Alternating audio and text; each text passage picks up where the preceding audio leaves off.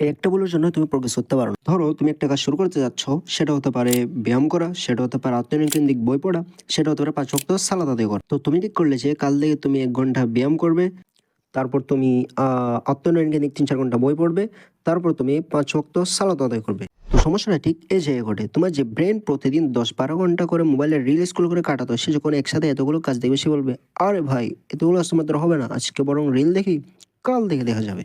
আর তোমার যে আত্মকেন্দ্রিক উন্নয়ন সেটা প্ল্যানিং এর মধ্যে সীমাবদ্ধ থেকে যায়।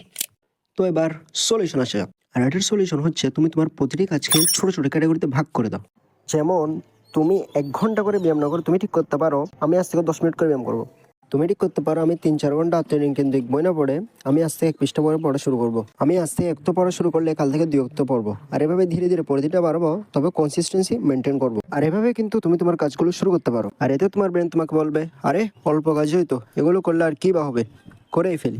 তুমি যখন এই কাজগুলো প্রতিদিন করবে বা বারবার রিপিট করবে, তখন তোমার যে ব্রেন এটা রিওয়ায়ার হবে এবং ধীরে ধীরে কাজগুলো তোমার জন্য ইজি হয়ে যাবে এবং তুমি এর পরিধিটাও আস্তে আস্তে বাড়াতে পারো। আর এটাই ছিল সলিউশন। তো সাবস্ক্রাইব করে রাখতে পারো, আদারওয়াইজ এটা আমাদের শেষ সাক্ষাৎ। ফি আমানিল্লাহ।